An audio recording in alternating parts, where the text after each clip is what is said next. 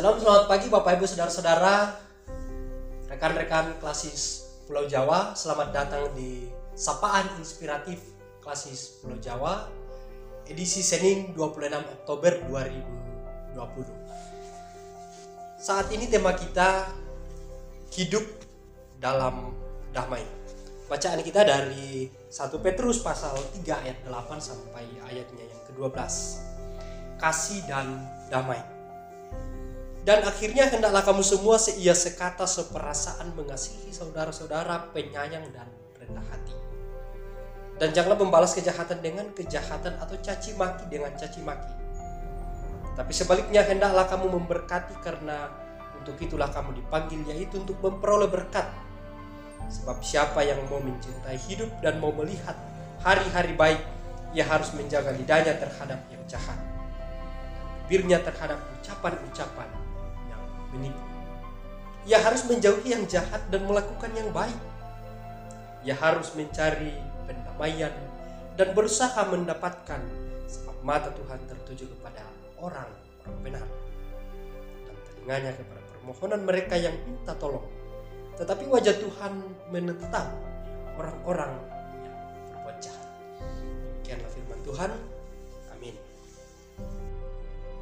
Saudara-saudara, sahabat-sahabat seklasis Pulau Jawa, ayat 9 bacaan kita, janganlah membalas kejahatan dengan kejahatan atau caci maki dengan caci maki. Tetapi sebaliknya hendaklah kamu memberkati, sebab kamu dipanggil untuk apa? Memberkati. Jangan membalas amarah dengan amarah. Jangan membalas banting pintu dengan banting pintu. Kaki diinjak, tetap memberkati. Itu yang firman Tuhan bilang. Dan itulah karakter daripada orang-orang Kristen, saudara-saudara. Sebab apa? Kalau kita kembali melihat dalam ayat pasal 2 ayat 25.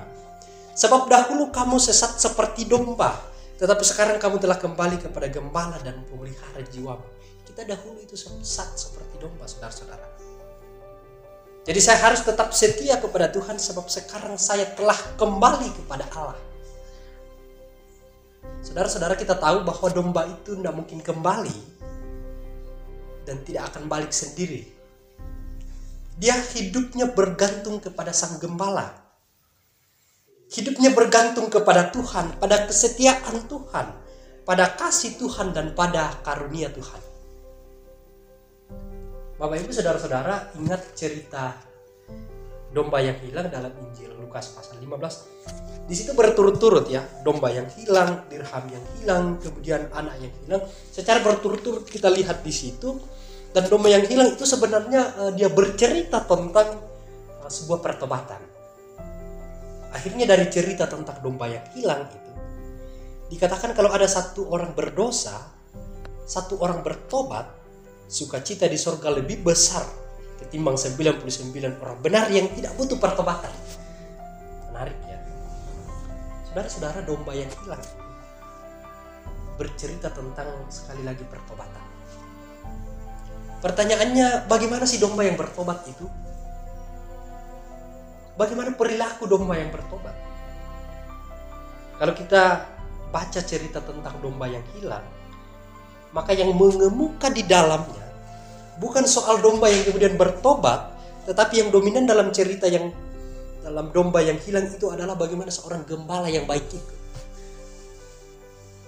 Kalau ada di antara kamu yang kehilangan seekor domba, engkau akan kemudian meninggalkan 99 itu di padang gurun mencari domba yang hilang itu sampai menemukan. Sekali lagi, sampai ditemukan ya.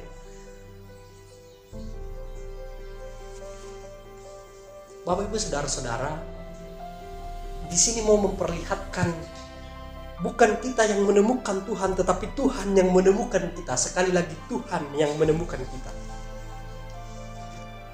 Tuhan meninggalkan yang 99 itu kemudian untuk mencari satu yang hilang, sampai kemudian dia ditemukan. Jadi kata ditemukan di sini, jadi kita adalah orang yang telah ditemukan. Setelah ditemukan, kita diangkat. Kita ditaruh di atas punggung dan dibawa pulang dan dikatakan kepada semua teman-teman, Hei dombaku yang hilang telah kutemukan. Marilah bersuka cita. Bayangkan saudara-saudara, domba yang hilang itu berada dalam pelukan sang gembala yang agung. Kalau Mazmur 23 ayat yang kedua katakan, Tuhan adalah gembalaku, takkan kekurangan aku. Ia membaringkan aku di padang yang berumput hijau. Ia membimbing aku ke air yang tenang. Luar biasa Bapak Ibu saudara-saudara. Cerita orang yang pulang dari Israel, ia bilang kayak gini, di sana itu tidak ada rumput, kering kerontang. Lalu pertanyaannya, mana itu air yang tenang? Mana itu rumput yang hijau? Tidak ada. Air yang tenang itu ada justru air yang katanya ada di bendungan. Lalu kenapa Pemazmur 23 dia katakan, aku dibawa pada air yang tenang, rumput yang hijau. Saudara-saudara, sebenarnya dari situ tergambar bahwa sesulit apapun keadaan sekitar, sekering apapun keadaan sekitar, hidupmu bergantung pada gembala yang baik, maka persoalanmu akan selesai.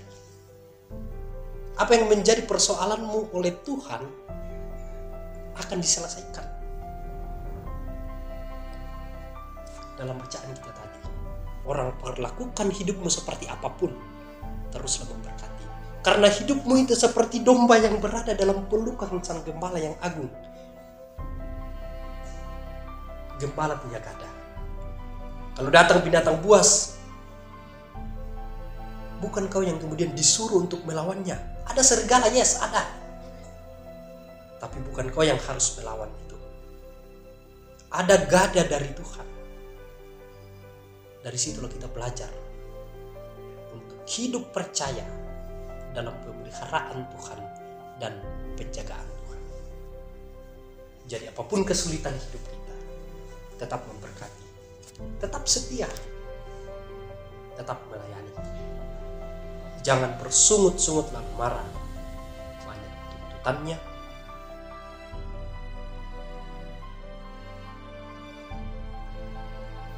Tetapi nyatakanlah dirimu dalam sukacita. Tetaplah memberkati. Hiduplah dalam damai. Tuhan Yesus memberkati kita semua. Amin. Mari kita berdoa. Kami percaya Tuhan, Engkau pemilik kehidupan kami. Engkau pemelihara jiwa kami. Engkau gembala yang setia menjaga setiap kawanan domba Allah. Dan kami bersyukur kalau kami tetap hidup sampai hari ini sebaik-baiknya. Suka dan duka kami lalui dan tetap berpengharapan sampai detik ini. Kami percaya semua boleh terjadi karena anugerah dan kasih Tuhan. Terima kasih firman-Mu. Kami mau hidup di dalam damai. Seperti seorang yang telah dipeliharakan oleh Tuhan. Seperti domba yang telah digembalakan oleh sang gembalanya itu, Tuhan sendiri. Terima kasih firman ini Tuhan. Kami akan beraktivitas sepekan ke depan. Terlebih khusus kami dalam jemaat Seklasis Pulau Jawa. Berkati jemaat-Mu ini Tuhan. Pengurus-pengurus klasis Tuhan, berkati kami semua. Pelayan-pelayan yang ada dalam jemaat, biarlah terus mengayomi segenap jemaat. Dan kami semua terberkati oleh Tuhan. Jauhkan kami dari mara bahaya Tuhan, tetapi jaga kami setiap saat. Bapa dalam surga, ketika kami keluar masuk dari rumah kami masing-masing untuk kemudian beraktivitas, Tuhan berkati kami. Jaga kami. Di tengah-tengah kami bergumul pada saat ini, kami mempertaruhkan kehidupan kami kepada Tuhan. Tuntun dan sertai kami Tuhan. Doa kami dalam nama Tuhan Yesus kami berdoa. Amin. Saudara-saudara yang kekasih dalam Tuhan, demikianlah sapaan inspiratif dari Jemaat Surabaya Cabang Kebaktian Malmaraya. Saya Pendeta Fredianto Arif mengucapkan selamat beraktivitas bagi kita semua. Selamat melakukan kegiatan kita sepekan ke depan. Tuhan Yesus memberkati kita semua. Salam sehat. Tuhan Yesus memberkati.